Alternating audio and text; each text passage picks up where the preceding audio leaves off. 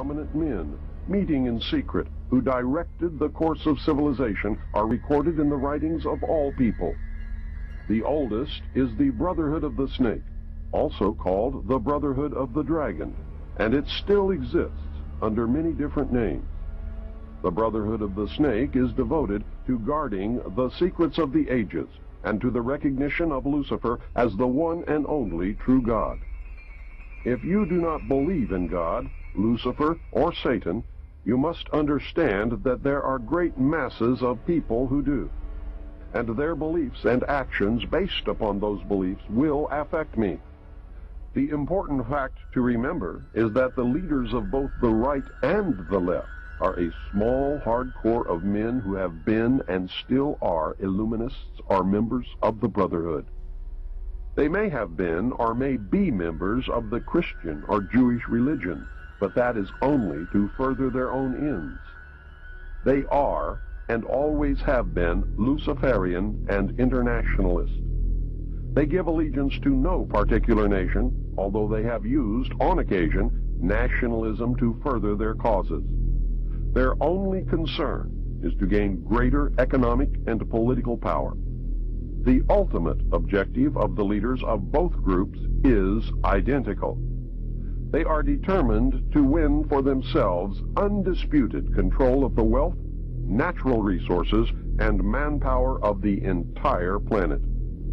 They intend to turn the world into their conception of a Luciferian totalitarian socialist state. In the process, they will eliminate all Christians, Jews, and atheists. You have just learned one, but only one, of the great mysteries. But now it had to change.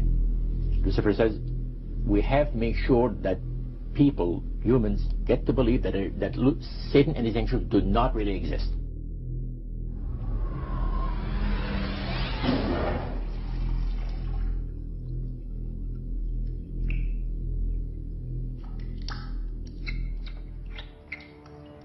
That's what they're trying to do. They're trying to disconnect us from multidimensional infinity so that we don't see the world from that perspective and therefore see through the illusion and see through the nonsense and see through the lies. And then once they've disconnected people, they then program this lower level of our consciousness with a reality that suits them. And therefore, the only information that they have to get a fix on how they see life themselves and reality in general is through the eyes and the ears. And who controls that? The Illuminati control that. They're trying to disconnect us from multidimensional infinities, and then once they've disconnected people, they then program this lower level of our consciousness with a reality that suits them. If there's a reality out there pertaining to any alien influence, we need to sort out the government misinformation and disinformation and mind manipulation techniques that they're using. I know for a fact that the plan is to make all of us feel totally helpless, that what's happening is beyond our realm to affect because we've been taken over by aliens, that our Independence Day is dawning. So beware of that. Understand that those criminals have been keeping information and technology from us under their blanket of national security. They are 25 years ahead of us at least. They're way ahead. So when they say, it's aliens, and they show us some incredible technology, don't fall into the trap of feeling totally helpless, that this is beyond our realm to affect. Superstition begins where knowledge leaves off. And they have been keeping knowledge from us for a long time. People have all kinds of belief systems. And I'm sure each and every one of you has various and different belief systems as well. I'm not saying that there's no such thing as aliens. That would be foolish of me to even say anything like that at all. But what I am saying is that it was my experience that these were people claiming to be aliens. about to destroy the sovereignty of nations, take away our Bill of Rights.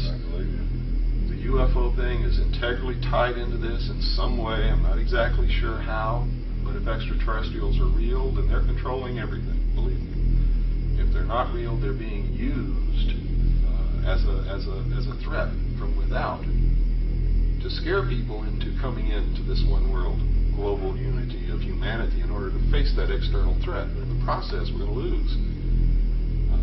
The ordinary man will lose. You need to understand, disinformation is deliberate deceit to hide other things. And so there's so much of that.